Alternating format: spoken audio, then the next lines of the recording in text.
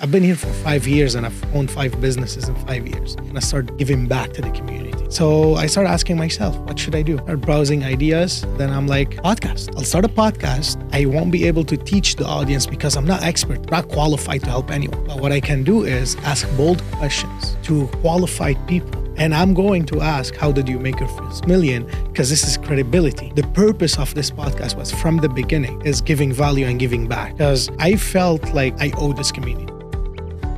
Well, when you make money that fast. So stupid. Yeah, and I'm burning like extra. a huge amount of cash that I'm funding the whole thing, and I have 15 people. Fuck, no OPM, huh? Nothing. Just your money. Just my money. And then in that case, and I had to sell a bunch of my real estate because I'm like, you know what? I gotta figure it out. You were already in. I'm like, I sold so much real estate, and now it's extremely valuable if I would have kept it. It's okay. So you got your ass kicked. When did you exit? How long did it take you to realize the first that startup? I'm like, it's not gonna work. Okay, eventually, but I'm like $1 million in at that point. When did you exit? How long did it take you to realize this is a very bad idea? 2.5, 3 years. Oh my God. 2.5 years. Yeah, you took your time, huh? Yeah. Then my second one, which was almost a pivot from that one, work. Okay. What was it? We connect small business owners with student marketers who help market their business as part of their training. So they get affordable marketing help and they get work experience, kind of like an internship. Okay. You still have this one. Still operating. Right. And I thought that was going to be a big company because we brought the revenue scale was so quick to go up. But I didn't understand the nuances of, what is a subscription business. And I didn't understand the churn and how important churn is and how that affects your business and how you cannot scale without solving that problem. So I tried to scale that one. It didn't and ran into a wall. And I thought I could solve that wall problem. And I kept going and going and going. And that 5 years now, 6 years. And the company does okay. It does a couple $1 million in revenue. But it never got to the $100 million in revenue that we were supposed to get to.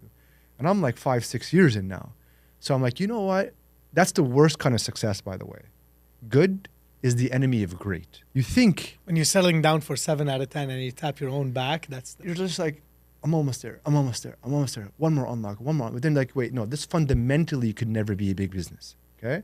And that took me a lot to understand. That's what you said for the landscaping company. You said, this is never going to grow. That one was obvious. Yes. That one was obvious. I see. This one wasn't obvious. Because it's marketing. It's unlimited. It's like you're selling to the so global market. So you connect students who are studying in marketing and almost going to graduate with business owners who need marketing, but they can't afford very expensive companies. Correct. So you connect them to them. You train the employees and you do some marketing for the business owners. We don't do any marketing. We're a marketplace. So we just connect them. So we charge a fee. Do you train the employees? We do not train. We give them courses and certifications. But the businesses, we don't believe in training. How do the employees, sorry, I'm asking too many questions. How does the students afford the courses? It's free. Do you get them funding? Free. So you give them free courses? Free courses, free certifications, and then we get them work experience with the business. And who puts the prices and everything? It's an unpaid situation between the student and the business for 3 months. And we charge a membership fee to the business. So you get paid from the business directly. Correct. And membership While you fee. offer the students the work experience. Correct. And free marketing. Affordable marketing, yeah. Because they pay a membership fee. Yeah. Well, it's a membership. Free, but sure. $500, couple $100. Yeah, a little more than that. Okay. How, after the 3 months, what happens? Up to them. They could hire them. They can get another apprentice. You stop getting paid after the 3 months. Well, if they want to get another apprentice, they keep their membership activated and they keep paying us. If they don't, then they don't. If you but keep that's the churn same student problem. who helped you, you keep paying you. If you keep the same student, you should pay that student. I stop paying you. You stop paying us. If you need a new student to try, we'll help you find a new student. You pay us. And you only... Okay. So it worked reasonably well. We make a couple $1 million in revenue in that. But you lose a lot of businesses. Just 3 months. We've had thousands and thousands of businesses come through our platform. And if that was an actual B2B SaaS company with that many businesses, that'd be like $100 million to $300 million company. Yes. Right? So the business model itself was flawed. Yes. It took me a long time to figure that out. We just kept trying different things. I actually raised $1 million. We went to 20 staff, 30 staff, brought in a bunch of supers. Just the talent that I had in that company. Okay, just to give you an idea. 2 of them went to go start off another company. They just raised $20 million. Nice. Okay. Another one is running a VC crypto firm. Another one is like a key guy that's building cities, right? Shit.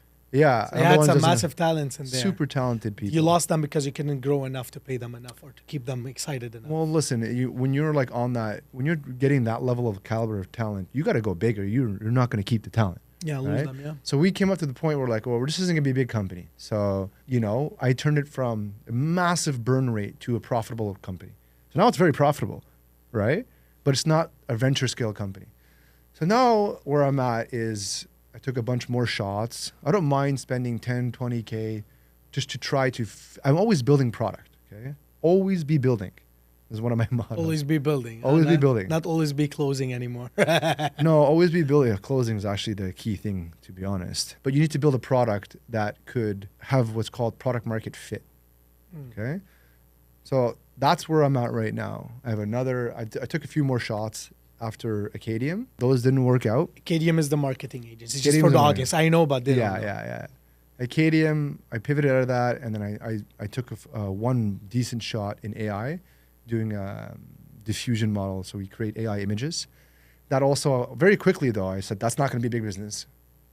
Shut that one down. Also pivoted so fast. Like it's pivoting so fast. It's too quick, and I don't want to get into the nuances of the technicalities, but the foundation models are advancing too quick, and it's just, you're just not going to compete with the foundation models. Yeah. And the use case wasn't there. Maybe 5 years from now, because now it's just moving too quick, too fucking I don't see it, right? Yeah. But I'm like, okay, not going to work.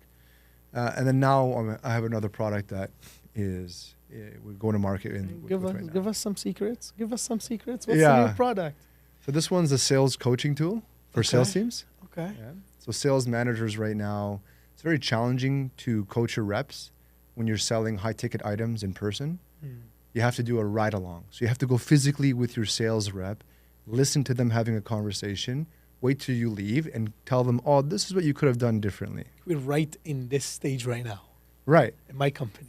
So one of my companies. What we do instead is we have an app, it's a product that will listen to the conversations that reps have with clients. It'll transcribe speech to text. It'll analyze the conversation. And it will tell you what you did wrong. It'll give you coaching moments for the sales rep and the sales manager so you can identify, hey, the AI will do this for you. It'll tell you you didn't set an agenda properly, or you didn't get to the next steps properly. Then the sales manager, you could listen to this, you could read the transcript, you could read the AI summary, you can look at the AI action items, or you could look at the feedback that the AI generated about where you should be focused on for your coaching. And then you can leave comments directly in the transcript and have a conversation with your rep on the exact moment that they could have improved. So it takes coaching from an in-person synchronous to async virtual coaching with the assistance of AI. When do you think you'll launch?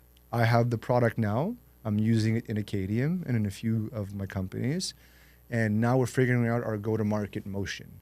So how do we acquire the right clients ultimately? You know that there's something very similar to this in the market right now. Yes. Someone recommended it to me. What is it, Gong? So I don't know the name. I don't know the name on top of my head, but like they will listen to the conversation because the call is on Zoom or something like this, and they will give you corrections of, hey, because you already implemented the process, and you say this. When I mess up the process, tell me. So like, kind of this version. But I think you're more like giving coaching moments. Yeah, and we're focusing on what makes you offline. different from the market? There's two considerations here. One is we're focused on offline sales, and we're using AI very heavily to identify where the coaching should happen. Offline. So how is this AI going to listen to the conversation if it's offline?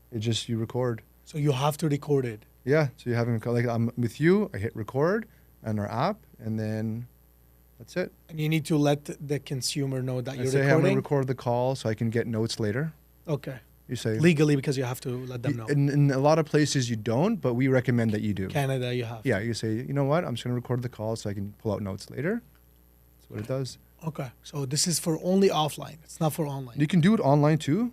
And we do compete with the ones, there's only a few that do it online that are reasonable. What we've done, our product velocity and our ability to build product is incredible. I'm never going to be more than a 5-person product team. Our competition has 300 employees.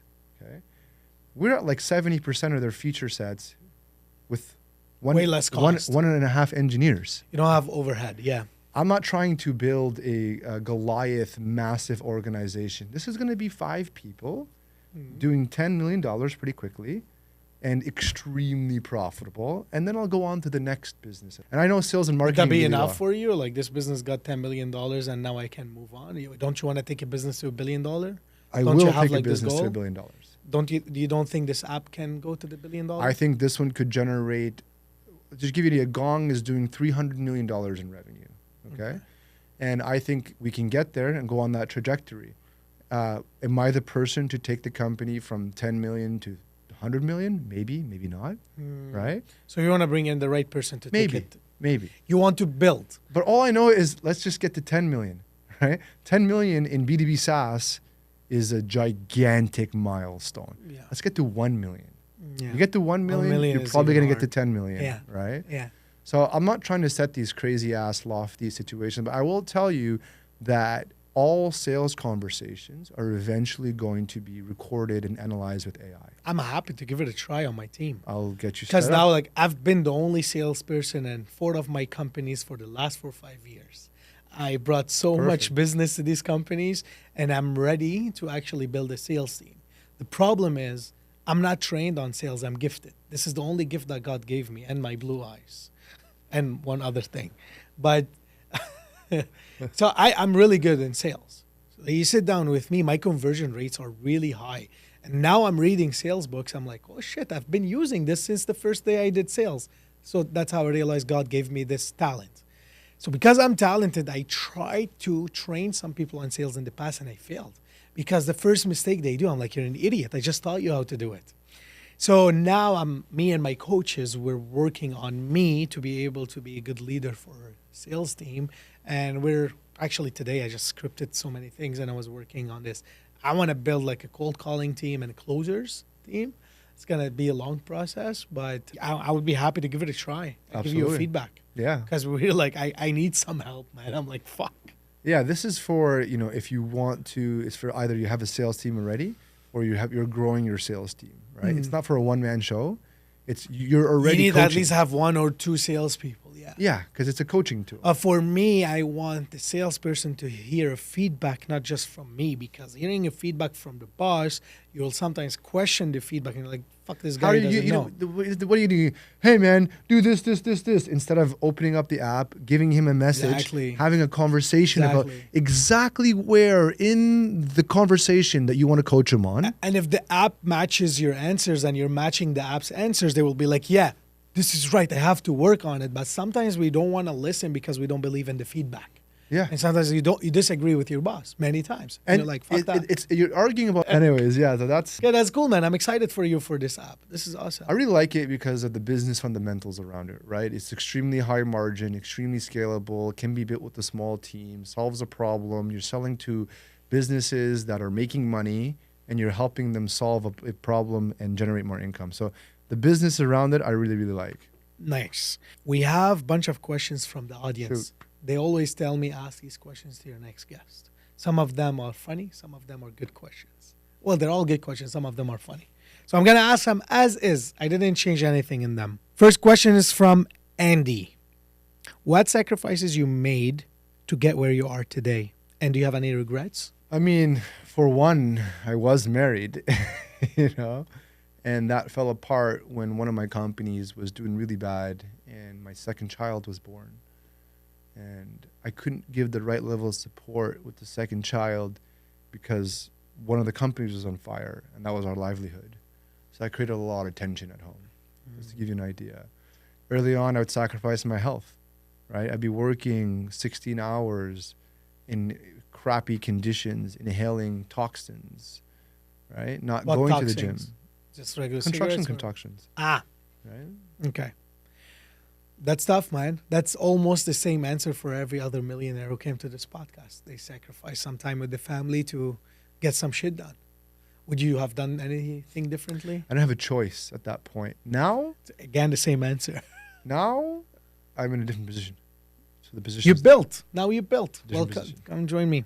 That's why I always say I want 6 kids, but there's a certain amount of money I want to make first before I fucking get married and bring kids. I don't want to bring people to sacrifice That's with the me. wife, my brother. You got to pick the right mom for that one, and the money, but the mom is equally more important. Well, yeah, but you have to have the resources first. It's just like when you Correct. hire a manager, an amazing, talented manager, but you're not compensate them properly. I'm not saying pay your wife. I'm just saying you have to. She needs support. Exactly. Yeah. So she needs support. If you don't have this ready and if you're struggling to offer the support, she will feel not compensated and she'll say, fuck it, I'm out, or she mistreat you. So that's why I'm like, I want to be 100% ready, then I'll pull the trigger. I like that. All right, next question. Next question is from Anthony. This is one of the funny questions. Easiest way to make money in 2024? I think creating content online is a really good entry point to make money without a lot of cost. King T, what was the hardest thing about making your first million? One thing, that's a loaded question. I'm going to pass on that question. I don't think it's a good question. Okay. There's no one thing. There's a lot. Amber, what is a daily habit that was easy to change that helped you be more successful? So, That's a good question. yes, yes. She's a realtor from Toronto. That's a good question. Food. Tell me a little bit more quickly. Okay, so I eat the same lunch every single day. I designed it. It's whole food. It's fantastic, and it creates consistent energy. Two really benefits. It's extremely nutritious, and it has a consistent amount of energy that I know I'm going to get from it. And I don't have a decision to make. I don't have to waste time going to get food. Okay. And same meal every day, so your body lunch. gets used to destroy this meal and digest this meal. Because I heard if you eat the same food all the time, your body knows and expect this amount of protein and this amount of carbs coming from these sources, so your body can digest it faster now. Well, that's because you build your microbiome. So there's trillions of bacteria in your stomach and thousands of species, and they eat what you eat. So when you eat certain foods, those bacteria, they build more of them. Their colonies expand. So you want to eat about 30 plant varieties a week. This one is 30 plant variety a week. Yeah. And I have about, I would say, 20 in this one meal. And I cook. There's 20 plant varieties in one meal. About. I gotta count them. 20 plant-based shit. 130 and what actually else? is kind of the number you want to aim around. Okay. This meal it's either a soup if I'm here in Ottawa. When I travel, I make a variation of this. That's a stir fry. So I'll actually chop all the veggies and I'll freeze them, and then I'll bring them out and I'll stir fry them with chicken, usually live. How many grams of protein do you consume a day? I don't really count the grams of protein. It's probably around 200.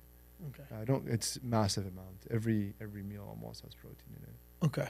Yeah, protein is one of the main things you should be consuming a lot of. So diet was the biggest habit that you focused Correct. on. You created Number one. one meal that you eat every day. Just one example. Eat whole foods, frankly. Nice. Do you want to give me another habit? Because this is my question. Yeah. The habits that I operate, I got a lot of habits. My whole life is structured around habits. I go to the gym like a clock. I should be there in 8 minutes. This is an exception. So weightlifting, lifting really heavy shit to maximum effort, so you could build a structure on your body that allows you to move through space at your will. Love that. All right. Armanda, how do you manage your work-life balance? At this point, it's pretty easy for me because again, I'm very routined. I travel a lot, which could screw it up sometimes.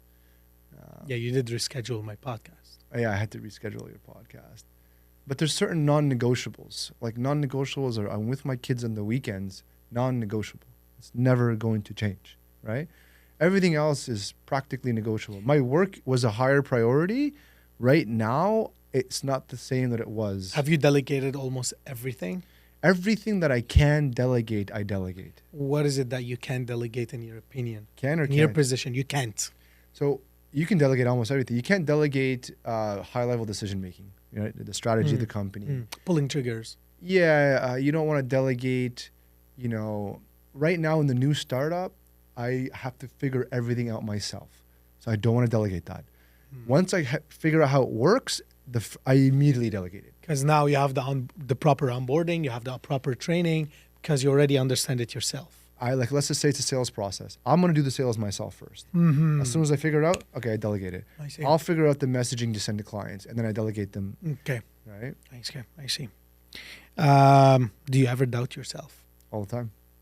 I How think do that's you deal I with think that? every great person has a significant amount of self-doubt to try to prove themselves wrong ultimately. What do you do? Like now you're doubting yourself on a Sunday and you're alone. What do? You just cry You just or keep moving forward. keep moving forward? That's You it. ignore the negative feelings No, and you say, I you can don't do it. ignore it. You just let it wash over you. You ever had read Dune? No. Okay. Red Dune? The book Dune or the movie Dune? No.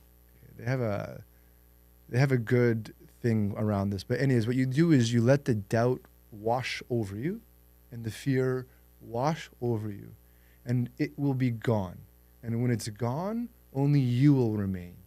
And in its path, you will look at it where it came from and be like, that's not actually a thing. Next question.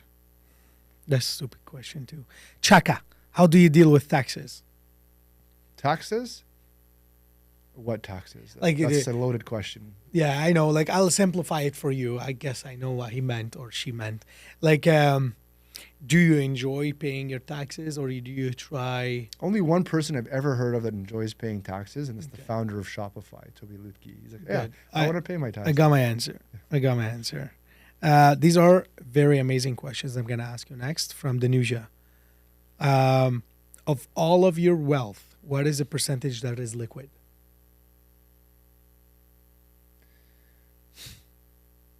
You need to do some math. 30%. 30% is liquid. That's a lot. Liquid as in I could sell something and get it right away. Liquid as it's in your bank account. No. You don't want to keep that much in your bank account. Yeah, so what's the percentage in no. your bank account? I would say it's about 5%. 5%. That makes sense. I'm like 30%. Shit, this is not smart. 7%. All right, yeah, I love that. Also, her, you are a millionaire. You can do anything. What's on your bucket list? I do everything I want to do. So you don't have anything on the bucket list? I don't have anything on the bucket list. So you do everything you want to do, but what Correct. do you want to do in the next year or 2 years? On next weekend, I'm going with one of my best friends who I hired at one of my companies, and we're going to Vegas. Actually, I'm in San Francisco with him. We're going to work together. And then we're going to Vegas for the weekend to the Electric Dance Circuit. It's an EDM festival. Ah, And nice. we're going to have a great I can freaking see time. you having a good time there with no Nice shirt. hotel, sick music, great vibes, party it up.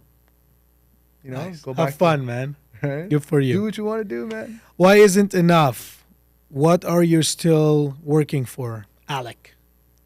I think there's a certain point where you just, it's who you are. It's not about what you're working for. It's just like, this is what you do. What are you not going to do? You're a builder. Yeah, you're a builder. And then also legacy, right? Like, it's not about my personal pleasure. That was already taken care of. I don't need So a lot you're of not money. working for a certain amount of money and then you're going to quit. I don't think you ever quit. No, you'll never quit. I don't need more money personally. Well, that's you. Lots of people that we know, they want to make this certain amount of money and retire. I No. keep hearing this. Oh, what's your plan for your retirement? Since I came to Canada 5 years ago. Yeah. Some people like, oh, my goal is to retire at 40. Oh, my goal is to retire at 45. That's the education here, man. Not a single They millionaire educate would you ever to tell you that. retire and plan your retirement. No, it's the wrong mentality. It is. For getting It is. rich. I agree. I'm sure they're not getting rich. They're getting, survival mode. I just want to build bigger and cooler shit, frankly. That's kind of what I want to do. That's a question from me, and that's how we end the podcast. What is an advice you would give the audience to have a successful future? So there's 3 advices that really matter. Okay, and this is from Naval Ravikant, who's a famous investor. He's also created Angel List. And the first one is, what are you going to do? What is your occupation? What is your skill set? What are you uniquely good at contributing? That is the number 1 thing. The number 2 thing is, who are you going to partner with? Because who's your wife going to be ultimately? Or who's your employee? Because your employee is your partner as well. That you can change, right? Your wife could absolutely destroy you. What if you or don't want to make get you. married? Or for the Most- girls, if they don't want to get married, Yeah, get a that's husband. that's up to you whether you want or not. Most really productive people do end up into a relationship. Just to give you, a You're heads up. productive now, aren't you? I was most productive when I was in a relationship. Mm. Right? Why? Because You're not you know, hunting. You're not hunting. You're focused. You got a home. They can contribute to the family unit. You can contribute to the family unit. You can have conversation about where you want to go. It's like a business So partner. I don't date. Yeah. I've had this rule for over 2 years now. I don't date. No dates. Yeah. Absolutely no dates. You would be more successful in a committed relation. Look, I've been dating a long time. Okay, so don't get me wrong. I've been, I was in a marriage and I'm not in a marriage, and I did the whole circuit, right? And then if you compare the two, I'm like, you definitely would get more success in business. Personal life, it's fun, right? But so is watching Netflix, right? But if you just strict from a business perspective, it's picking that right person. Would you get married again? I would absolutely get married again. Okay. Yes. So figure out what's your skill, find the right partner. The third one is the city you live in. Very Good underrated. location. It's the right location.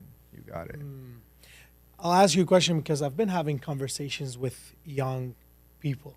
They ask me, they come on my Instagram, they're like, I want to talk to you. And I'm very grateful because they come to me for questions. They don't know their skill. They don't know what they're good at. They've been in a very small bubble where their parents gave them everything. In the school, the school's not toughing them up, and they couldn't find their skills yet, and they're like 18 and 19. So what would be an advice for them to find their skill or find what they're good at? I have two sons. One of them is 12 years old. There's a couple of things. One is if you don't know, then it's position before submission, okay? So the position really matters. So there's certain skills that are good in all fields, like how to talk to people, like how to learn better, like, eating better, working out. Those things are just general skills that will make you better when you do figure out that specific thing. And there aren't really that many hard skills that you could learn. There's coding, there's writing, there's creating content. You're going to find something that you love, but how can you find something that you will love and you're so good at? I believe Experiment. God gave you something. Experiment. Yeah. That's what I tell them. Expose yourself. Yeah. I always tell them, put yourself in an environment where it's healthy and there's so many people there. And the people will point to you, to your gift. That's what happened to me. That's a good one. That's what happened to me. I used to help my dad in the grocery store, and everyone called me, you're a great salesperson, you're a great marketer. Why? Because I'm like, the client is coming in the store, and I already have the bag open for them with a big smile. I walk with them. I remember what they bought, the pattern, every Wednesday of the last 6 weeks, and now I know this Wednesday what they want. And then they're like, okay, you have the marketing brain. They pointed at my gift. And then I'm like, you know what? You're right. And that's why I studied in school. That's how I worked. So the advice that I give them, expose yourself. Stop working at the night shift in some place and knowing the same people every day. There's one more thing I'm going to add to this. And this is, you know who George Lucas is? Yes. Okay. He's the creator of Star Wars, for people who don't know. And he really did not like to write. He hated writing. And he had to write Star Wars. And he would sit here, he would sit in front of his computer or his typewriter at the time, and for hours and hours and hours, if there's nothing happening, he would still sit in front of his workstation. And if he wrote nothing that day, then he wrote nothing that day. And he said he would bleed on the paper, okay, because he hated writing. So I think a lot of people, the big problem they face is they don't spend enough time alone in contemplation and reflection. That's right, too. Collect feedback, spend time alone, reflect. But you have to collect feedback. People will help you.